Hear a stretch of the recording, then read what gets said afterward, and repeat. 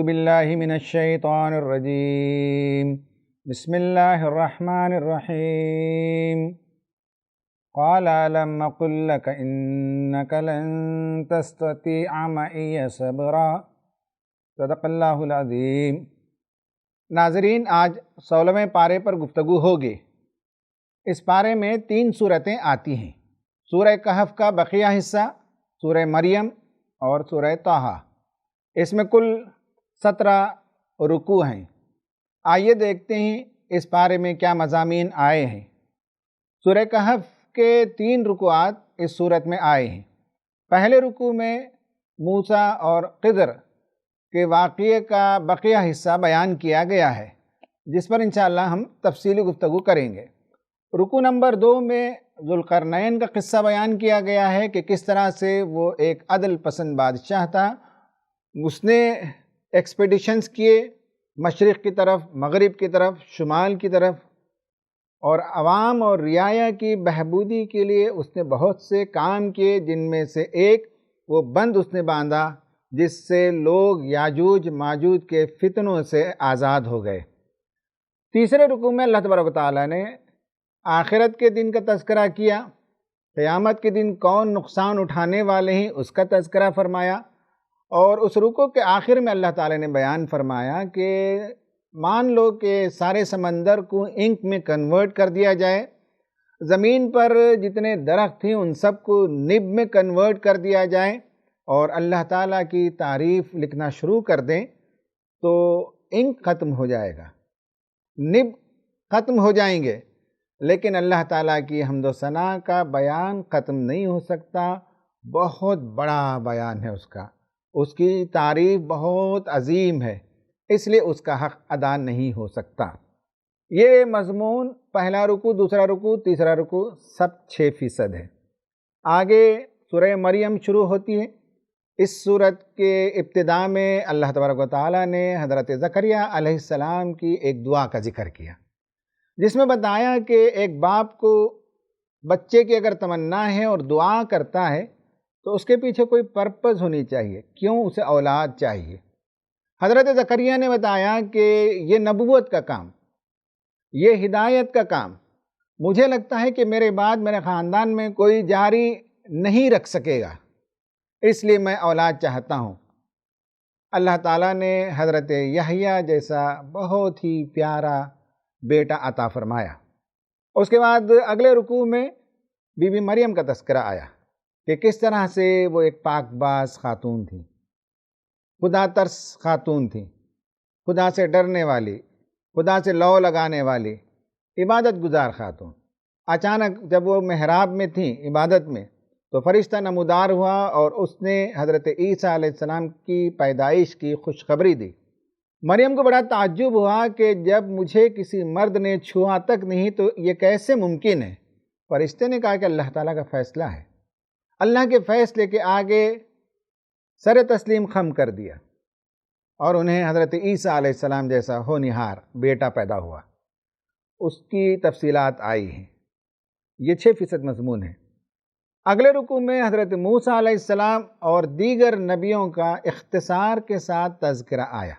یہ 7% مضمون ہے۔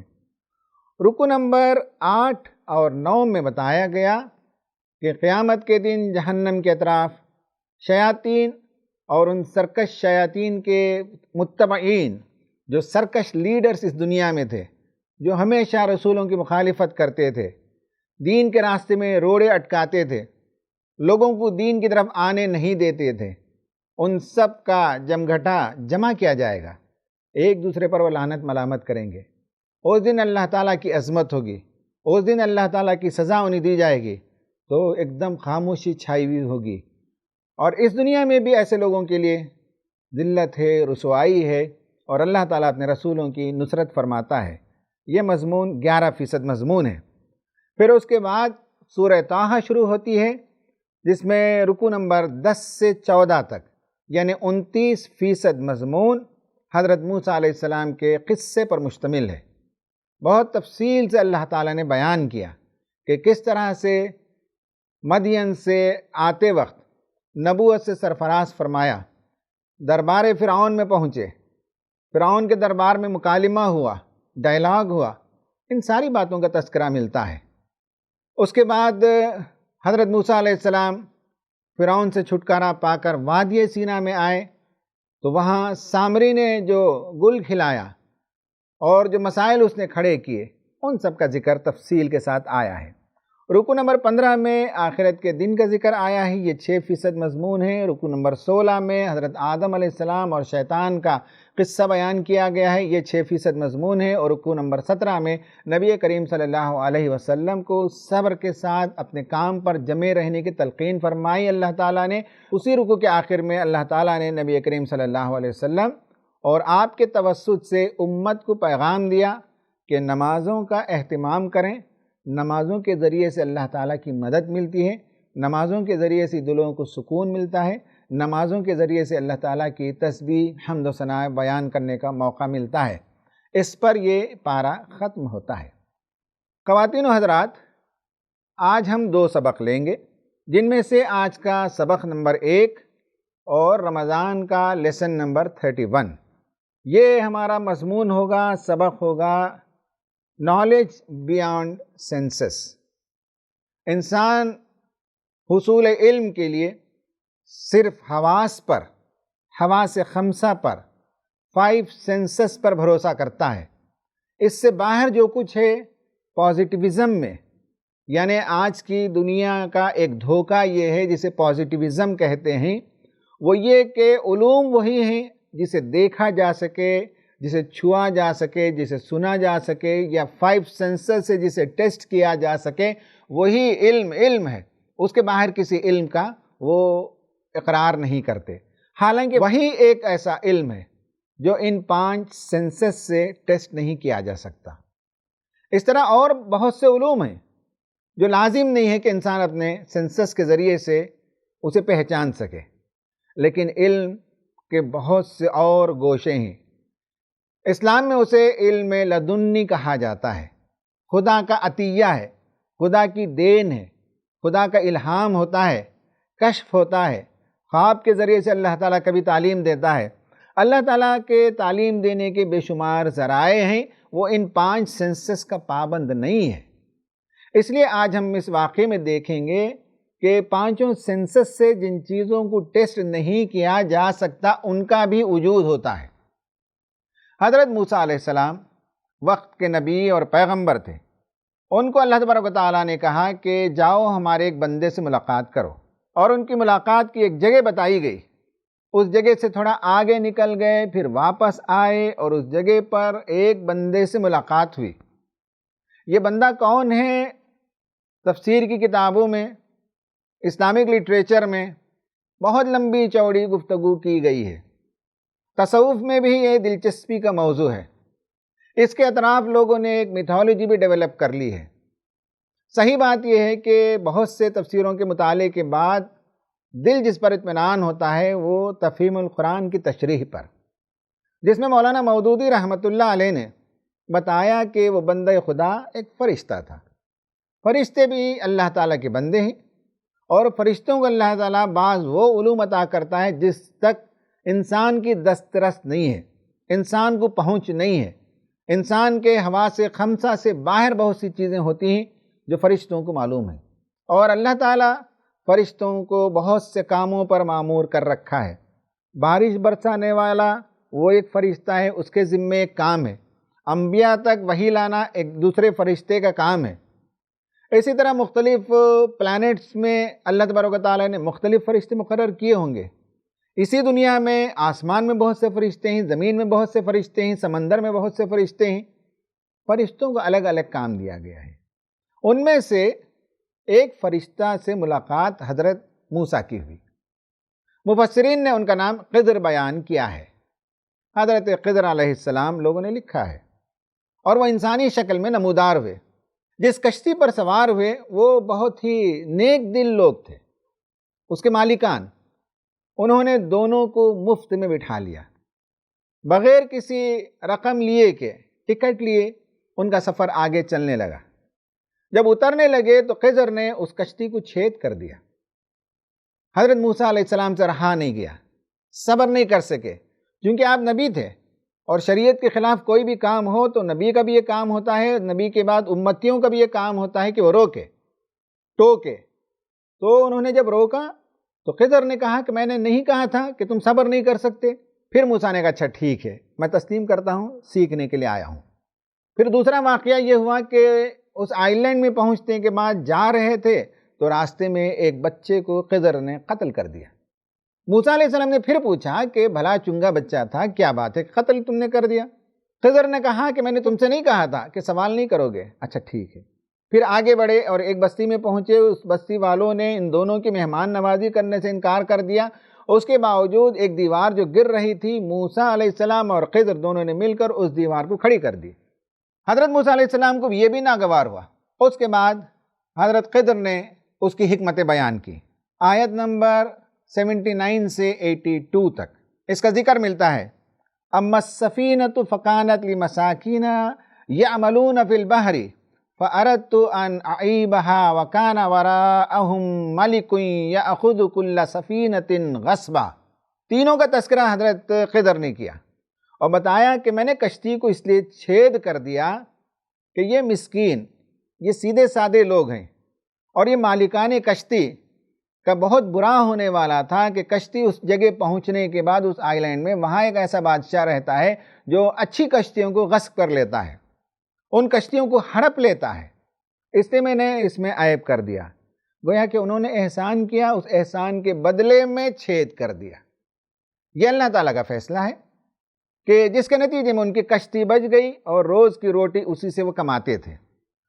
دوسرا، جہاں تک اس نوجوان بچے کے قتل کا واقعہ ہے، خضر نے کہا کہ اس بات کا اندیشہ تھا کہ وہ لڑکا سرکش ہو جائے یا کفران نعمت کرنے لگے۔ ماں باپ کے لیے اس میں بڑی اذیت ہوتی، اس لڑکے کی چال چلن، اس لڑکے کے طور طریقے، اس لڑکے کے دوست آشنے، اس لڑکے کی دلچسپیاں اور مشغولیات، اس سے اندازہ ہو رہا تھا کہ وہ بگڑ رہا تھا۔ تو اللہ تعالیٰ کا حکم ہوا تو اس کی جان لے لی گئی۔ تیسرا واقعہ یہ ہے کہ اس دیوار کے نیچے یتیم بچوں کا مال چھپا کر رکھا گیا تھا، اور صالح ماں باپ کی صالحیت کا اثر اور اجر یہ ہے کہ ان کی اولاد کو ملتا ہے۔ تو اللہ تعالیٰ نے فیصلہ کیا کہ اس مال کو چھپا کر رکھا جائے یہاں تک کہ وہ یتیم بچے بڑے ہو جائیں تو اپنا مال ریکور کر لیں۔ یہ مشیت تھی۔ آخر میں کہا وما فعلتہ عن امری، اول کہا کہ رحمت من ربک، یہ تمہارے رب کی رحمت ہے، کشتی کا چھیدا جانا بھی خدا کی رحمت ہے، بچے کو اٹھا لیا جانا بھی خدا کی رحمت ہے، اور جو لوگ حسن سلوک نہیں کرتے، کھانا نہیں کھلاتے، مہمان نوازی نہیں کرتے، اس گاؤں کے لوگوں کی مدد کر دینا بھی ایک رحمت ہے۔ وما فعلتہ عن امری، میں اس میں سے کوئی کام اپنی طرف سے میں نے نہیں کیا۔ ذالک تأویل ما لم تستطع علیہ صبرا، یہ وہ تعویل ہے، یہ وہ انٹرپریٹیشن ہے جس کے لیے تم صبر نہیں کر سکے۔ خواتین و حضرات، اس میں ہو سکتا ہے کہ بہت سے لوگوں کو کوشچن ریز ہو کہ چھید کر دیا جانا تو سمجھ میں آتا ہے کہ کشتی بچ گئی، اس لیے لوگوں کو اس پر اعتراض نہیں ہوتا۔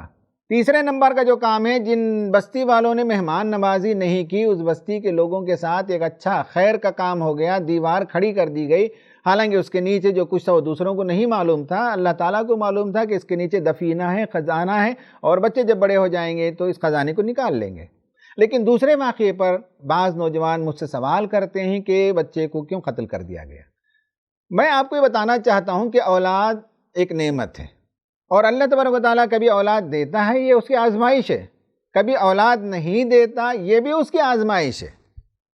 اولاد دینے کے بعد اولاد اچھی ہو جائے، یہ بھی اللہ تعالیٰ کی طرف سے ایک آزمائش ہے، ایک انعام ہے، اور اولاد دے اور اولاد بگڑ جائے اور ماں باپ کی رسوائی کا سامان کریں، یہ بھی اللہ تعالیٰ کی طرف سے ایک آزمائش ہے۔ اولاد ملے اور جوانی میں یا بچپن میں اللہ تعالیٰ انہیں واپس لے لیں، یہ بھی اس کی مشیت ہے، اس کی مصلحت ہے۔ ہم نہیں جانتے کہ کس میں خیر ہے، اولاد ہی نہ دے یہ بھی اس کی مرضی ہے، اولاد دے بچپن میں لے لے یہ بھی اس کی مرضی ہے، اولاد دے اور بڑے ہونے کے بعد ناکارہ ہو جائیں یہ بھی اس کی مرضی ہے، اور وہ ماں باپ کے لیے رسوائی کا باعث بن جائیں، یہ بھی اس کی مرضی ہے۔ وہ بہتر جانتا ہے کہ اس پرٹیکولر پرسن کے لیے یا ان ماں باپ کے لیے کس میں خیر ہے، یہ اللہ تبارک و تعالیٰ جانتا ہے۔ اور کسی بچے کا مر جانا، کسی بچے کی جان چلی جانا، یہ ہو سکتا ہے کہ سننے والوں کو عجیب لگے، آئے دن دنیا میں ہوتے رہتا ہے۔ بھلا چنگا بچہ کھیل رہا تھا، اوپر سے گرا مر گیا، بچہ روڈ کراس کر رہا تھا مر گیا، ایسا آئے دن واقعات ہوتے رہتے ہیں۔ یہ کیوں ہوتا ہے؟ اس کی مشیت اللہ تعالیٰ جانتا ہے۔ زندگی دیتا ہے تو بھی مشیت ہے، موت دیتا ہے تو بھی اس کی مشیت ہے، اس کی مرضی ہے۔ تو حضرت خضر نے موسیٰ علیہ السلام کو بتایا کہ دنیا میں جو ظاہری چیزیں نظر آتی ہیں ان کے پیچھے جو حکمتیں کار فرما ہوتی ہیں وہ عام انسانوں کی رسائی نہیں ہے وہاں تک، اس کی وضاحت کی انہوں نے۔ اس واقعے میں ہمارے لیے دو باتیں سمجھنے کی ہیں۔ ایک، حضرت موسیٰ علیہ السلام کا جو پرپز آف وزٹ تھا وہ لرننگ کے لیے تھا، سیکھنے کے لیے تھا، اور دوسرا کاسمک کانشیسنس کے لیے تھا۔ لیسنس اینڈ لرننگ، سیکھنا ہو تو 3 لیسن ہے۔ ایک ہے انتھوزیازم چاہیے لرننگ کے لیے، جوش اور جذبہ چاہیے سیکھنے کے لیے، علم حاصل کرنے کی پیاس چاہیے۔ ایسا نہیں ہے کہ بچے مارے بندے پڑھ رہے ہیں، امتحان کے لیے پڑھے جا رہے ہیں، 35 نمبر کے لیے پڑھے جا رہے ہیں، ڈگری کسی طرح سے مل جائے اس کے لیے پڑھے جا رہے ہیں۔ یہ علم نہیں ہے۔ علم تو یہ ہے کہ آدمی اپنی عقل کو لگائے، چیزوں کو سمجھے، کائنات کے راز کو منکشف کرے، حقیقتوں کی پہچان ہو، اور جو بڑی حقیقت ہے خدا تعالیٰ اس تک اس کی رسائی ہو، یہ ہے علم۔ اس کے لیے انتھوزیازم ہونا چاہیے۔ نمبر 2 یہ ہے کہ علم حاصل کرنے کے لیے پولائٹنس چاہیے، تواضع چاہیے، ادب چاہیے۔ اکڑ پھوں کے ساتھ علم حاصل نہیں ہوتا۔ اور تیسرا لیسن یہ ہے کہ پیشنس اینڈ کمٹمنٹ، صبر چاہیے اور لگے رہنا چاہیے۔ بات سمجھ میں آئے تو بھی ٹھیک، بات نہ سمجھ میں آئے تو بھی ٹھیک، لیکن لگے رہنا چاہیے، یہ لیسن ہے۔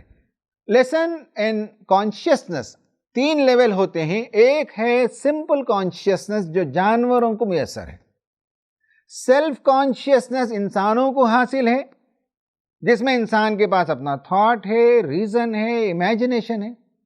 لیکن انسانوں میں کچھ لوگ بلند ہوتے ہیں، کچھ اونچی سطح سے معاملات کو دیکھتے ہیں، کچھ معاملات کے تہ تک جا سکتے ہیں، کچھ حالات کو دیکھ کر آگے کے 50 سال تک کی پیشین گوئی کر سکتے ہیں۔ اس کے لیے شعور کی بلند سطح چاہیے، جسے کاسمک کانشیسنس کہا جاتا ہے۔ انبیاء کو اللہ تبارک و تعالیٰ نے یہ آفاقی شعور دیا تھا، سادہ شعور، ذاتی شعور، آفاقی شعور، simple consciousness, self consciousness, cosmic consciousness. انبیاء اکرام علیہم السلام جو انسانوں کے رہنمائی کے لیے آئے، وہ بلند سطح سے چیزوں کو دیکھتے تھے۔ حضرت ابراہیم کو اللہ تعالیٰ نے وَكَذَلِكَ نُرِي إِبْرَاهِيمَ مَلَكُوتَ السَّمَاوَاتِ وَالْأَرْضِ وَلِيَكُونَ مِنَ الْمُوقِنِينَ۔ آسمان و زمین کی فنکشننگ کے بعض راز ہم نے ابراہیم کو بتا دیے تھے تاکہ وہ یقین کرنے والوں میں ہو جائے۔ نبی کریم صلی اللہ علیہ وسلم کو معراج پر لے جایا گیا، وہاں جا کر بہت سی چیزوں کو بتایا گیا۔ حضرت موسیٰ علیہ السلام کو خضر کے پاس بھیجا گیا، یہ سب کاسمک کانشیسنس کے لیے، آفاقی شعور کے لیے اللہ تعالیٰ انتظام کرتا ہے۔ خواتین و حضرات، ایکشن پلان کیا ہے اپارٹ فرام کالج اسٹڈیز؟ سوال یہ ہے کہ have you ever went to learn something from some one?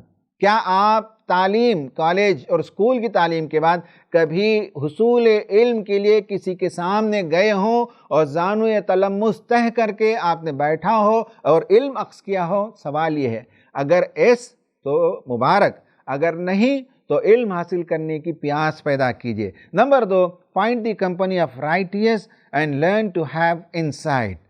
جو متقی لوگ ہیں ان کی صحبت تلاش کیجئے، ان کی صحبت میں بیٹھیے اور بصیرت کی روشنیاں ان سے حاصل کیجئے۔ یہ آج کا ایکشن پلان ہے۔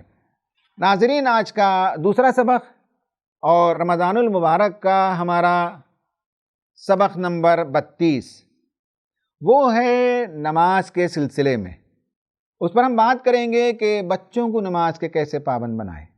یہ سوال مجھ سے بار بار کیا جاتا ہے، کیونکہ میں اپنی تقریروں میں یہ کہتا ہوں کہ ماں باپ جب بچوں پر دباؤ ڈالتے ہیں نماز کے لیے، اصرار کرتے ہیں، بلکہ بعض گھروں میں لڑائی کی نوبت آتی ہے، گالم گلوچ کی نوبت آتی ہے، ماں باپ ناراض ہو جاتے ہیں، ماں باپ بچوں پر برس پڑتے ہیں، اپنی ناراضگی کا اظہار کرتے ہیں، اور بچوں کو نماز نہیں پڑھنے کے نتیجے میں شیم کرتے ہیں، لیٹ ڈاؤن کرتے ہیں، ان کے ایمان پر سوال اٹھاتے ہیں۔ ان سب کے نتیجے میں ہوتا یہ ہے کہ بچے صرف نماز سے دور نہیں ہوتے، دین سے دور ہو جاتے ہیں۔ صرف نماز سے نفرت نہیں پیدا ہوتی، ماں باپ سے نفرت ہو جاتی ہے، اور میں نے بعض بچوں کو دائرے دین سے باہر نکلتے ہوئے دیکھا ہے۔ یہ غیر حکیمانہ طریقہ بچوں کی اصلاح کا ماں باپ جو اختیار کرتے ہیں، اس کے نتیجے میں بچوں کو دین کا پابند اور دین کا احترام کرنے والے بنانے کی بجائے دین سے متنفر کر دیتے ہیں۔ اس لیے آج ہمارا یہ موضوع ہے کہ ہم اپنے بچوں کو نماز کا پابند کیسے بنائیں۔ سورہ طٰہٰ میں اللہ تبارک و تعالیٰ نے آیت نمبر 132 میں فرمایا وَأْمُرْ أَهْلَكَ بِالصَّلَاةِ وَاسْتَبِرْ عَلَيْهَا لَا نَسْأَلُكَ رِزْقًا نَحْنُ نَرْزُقُكَ وَالْعَاقِبَةُ لِلتَّقْوَىٰ۔ کہا کہ اپنے اہل و عیال کو نماز کا حکم دیں، وَاسْتَبِرْ عَلَيْهَا، اور خود اس کے پابند رہیں، اس پر جمے رہیں، استقامت پیدا کریں۔ لَا نَسْأَلُكَ رِزْقًا، ہم تم سے روزی نہیں چاہتے، نَحْنُ نَرْزُقُ، ہم تمہیں رزق دیتے ہیں، ہم تمہاری روزی روٹی کا انتظام کرتے ہیں۔ وَالْعَاقِبَةُ لِلتَّقْوَىٰ، انجام کار متقیوں ہی کے لیے بہتر ہے۔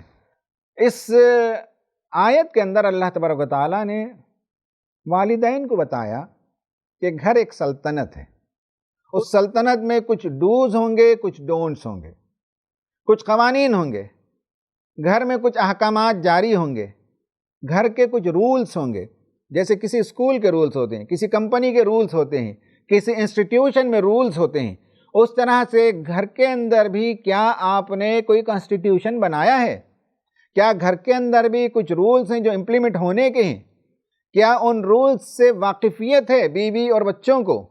ان کے ساتھ مل جل کر کیا آپ نے کوآرڈینیشن کے ساتھ، کولیبریٹو ایفرٹ کے ساتھ یہ قوانین بنائے ہیں؟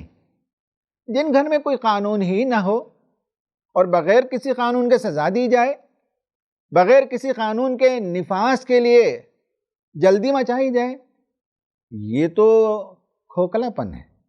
پختگی اس میں ہے، میچیورٹی اس میں ہے کہ گھر کا ایک قانون بنے، بیوی بچے مل کر بنائیں کہ ہمارے گھر کے یہ قوانین ہوں گے۔ ان قوانین میں سے عمر کے لحاظ سے وہ قوانین بدلتے چلے جائیں گے۔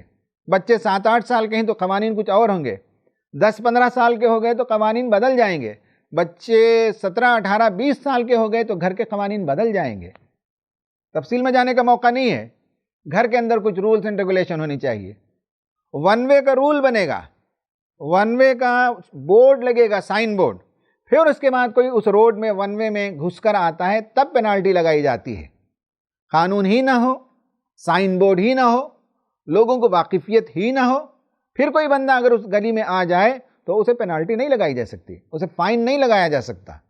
تو اسی طرح گھر کے اندر کیا قوانین ہیں، ان قوانین میں نماز کی بھی پابندی ہونی چاہیے۔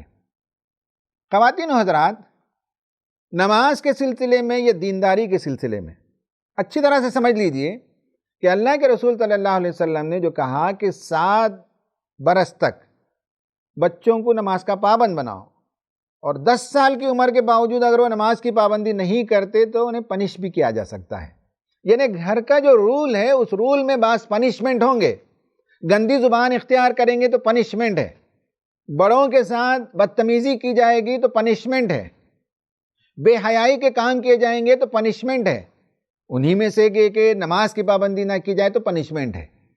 یہ قوانین میں سے ایک قانون ہے، اور یہ کب ہے؟ 7 سال سے پہلے نماز ان کی فطرت ثانیہ بن جائے۔ 10 سال کے بعد بچے ماں باپ کے اثر سے باہر اور دوستوں کے اثر کے اندر داخل ہوتے ہیں، اور اس کے بعد 12 سال کے جب ہوتے ہیں تو بغاوت کا جذبہ، ریبیلیس ایٹیٹیوڈ پیدا ہونا شروع ہوتا ہے۔ 14-15 سال کے ہوتے ہیں تو ماں باپ کو الٹا کوشچن کرنے کی صلاحیت ان کے اندر پیدا ہو جاتی ہے۔ یہ عین فطرت ہے، یہ ڈیولپمنٹل سائیکالوجی کا حصہ ہے۔ جب بچے بڑھتے ہیں تو اس نفسیات کی پرورش ان کے اندر ہوتی ہے۔ تو فرمایا گیا کہ 7 سال کے اندر بچوں کو نماز کی اہمیت سمجھ میں آ جائے۔ نماز کیا چیز ہے؟ خدا کی عبادت ہے، خدا کا تعارف ہو جائے، خدا رحیم ہے، خدا شفیق ہے، خدا محسن ہے، خدا اس پوری عظیم کائنات کا مالک ہے، وہ الہ ہے، وہ عرش عظیم کا مالک ہے، کائنات کے خزانے کی کنجیاں اس کے پاس موجود ہیں، وہی ہمارا رب ہے، وہی ہماری پرورش کرتا ہے، اسی نے ہم کو بھلا چنگا پیدا کیا، وہی ہم کو کھلاتا اور پلاتا ہے، وہی ہم کو امن اور عافیت سے رکھا ہوا ہے، وہ ہماری دعاؤں کو سنتا ہے۔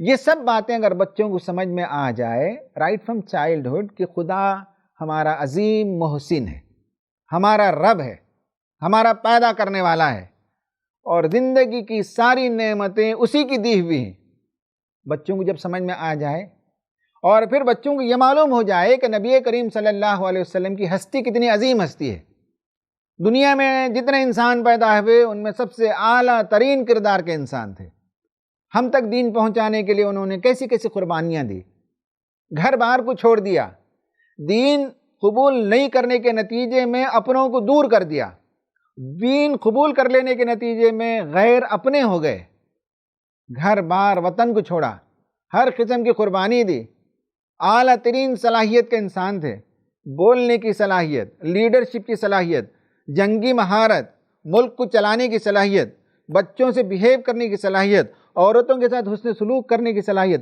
سب سے بہترین انسان دنیا میں تھے۔ یہ دو باتیں بچوں کو 7 سال کے اندر سمجھ میں آ جائے تو اس کے بعد نماز کی تعلیم اور تاکید کریں گے تو بچے اس کی پابندی کریں گے۔ جب خدا ہی کا تعارف نہ ہو، جب رسول سے محبت ہی نہ ہو، رسول کی عظیم شخصیت کا تعارف ہی نہ ہو تو نماز کس چیز کی پابندی ہے؟ نماز کیا چیز ہے؟ کس چیز کی وہ پابندی کریں گے؟ تو اصل میں 7 سال 8 سال تک کہانی قصوں کی شکل میں بچوں کے ذہن میں خدا کی عظمت، خدا کی بڑائی، خدا کی تعریف، خدا کو گلوریفائی کرنا، یہ ان کے ذہن میں بیٹھ جائے، اور رسول کی عظمت، رسول کی شفقت، رحمت للعالمین کا آئیڈیا بچوں کو سمجھ میں آ جائے، اس کے بعد خدا کی ہر بات سمعنا واتانا، رسول کا ہر حکم، رسول کی ہر سنت بچے اس پر عمل کرنے کے لیے تیار ہو جائیں گے۔ یہ ماں باپ کا کام ہے۔ نماز کے سلسلے میں ماں باپ یہ کرتے ہیں کہ بچوں کو ڈراتے ہیں، کہتے ہیں کہ قبر میں پہلا سوال ہوگا، ابھی زندگی کی شروعات ہوئی نہیں آپ قبر کے بارے میں ڈراتے ہیں۔ کہا جاتا ہے کہ آخرت میں سب سے پہلا سوال ہوگا، ابھی دنیا انہوں نے نہیں دیکھی ہے، آپ آخرت کے بارے میں ڈراتے ہیں۔ تو بچوں کو نماز کا پابند کیسے بنائیں؟ دیکھ لیجئے اس سلائیڈ میں نے بتایا ہے کہ نماز سے متعلق میرے خیال سے کم از کم 40-50 حدیثیں ملیں گی۔ ان حدیثوں میں آپ نوٹ کیجئے کہ کیا بات بیان کی گئی ہے، اور اس کے حساب سے آپ بچوں کو دین کی طرف، نماز کی طرف راغب کیجئے۔ نمبر 1 یہ ہے کہ نماز کے بارے میں بعض حدیثوں میں یہ ملتا ہے ذکر کہ کسی نہر میں نہانے کے برابر ہے۔ نماز آنکھوں کی ٹھنڈک ہے، نماز دل کا قرار ہے، نماز خدا سے سرگوشی ہے، نماز خدا کی نعمتوں کی شکر گزاری ہے، نماز گھر کی رونق ہے، نماز خدا سے قربت کا ذریعہ ہے۔ متقی لوگوں پر، نمازیوں پر اللہ تعالیٰ کی رحمتیں بارش کی طرح برستی ہیں۔ جو نماز میں کثرت کرتے ہیں وہ قیامت میں نبی کریم صلی اللہ علیہ وسلم کے پڑوسی بنیں گے۔ یہ کچھ حدیثیں ہیں جو بچوں کے ساتھ ریلیٹ کر سکتے ہیں۔ خبر والی حدیث، آخرت والی حدیث وہ دوسروں کے لیے ہے، وہ بڑی عمر کے لوگوں کے لیے ہے۔ بچوں کو ریلیٹ کرنے کے لیے بے شمار حدیثوں میں نے آپ کے سامنے کچھ نکتے بیان کیے، آپ اس کا تذکرہ گاہے بگاہے کریں تو بچے ریلیٹ کریں گے۔ خواتین و حضرات، ایکشن پلان کیا ہے؟ ایکشن پلان یہ ہے کہ نمبر 1 بلڈنگ انکانشیس کمپیٹنس، یعنی غیر شعوری طور پر بچوں کو نماز کا عادی بنا دینا، نماز سے والہانہ محبت پیدا کرا دینا۔ نمبر 2 یہ ہے کہ گھر میں نماز کا ماحول ہو، باپ اگر آفس سے لیٹ سے آئے تو گھر میں نماز ادا کرے، کبھی بچوں کے ساتھ گھر میں نماز ادا کرے، کبھی بیوی کے ساتھ نماز ادا کرے۔ نمبر 3 گڈ اور اینکرڈ وتھ صلاح، اچھی چیزیں گھر میں، نیا کپڑا پہننا ہے جمعے کے دن پہنیں گے، گھر میں اپہولسٹری بدلنا ہے جمعے کے دن، کھانا اچھا بنے گا جمعے کے دن، نمازوں کے اوقات کے ساتھ کھانے کے اوقات منسلک ہو جائیں گے۔ New things and good food anchored with جمعہ، گفٹ فار پنکچویلٹی آف صلاح ان رمضان۔ کوئی بچہ آپ کا تراویح کی نماز مسلسل جاتا ہے اور پورے 30 راتیں اس نے ادا کی تو اسے گفٹ دینا چاہیے، انکریجمنٹ کرنا چاہیے۔ ٹیک چلڈرن ٹو ڈفرینٹ مسجد، کبھی اس مسجد، کبھی اس مسجد، کبھی اس مسجد، ہم بچوں کو نماز کے لیے لے جائیں. کبھی کبھی گھر میں نماز بچوں کے ساتھ پڑھیں. کبھی میاں بیوی رات میں اٹھیں، خدا کے حضور تہجد پڑھیں، دونوں مل کر دعا کریں. دیکھیے کہ اس کی کیا تاثیر ہوتی ہے.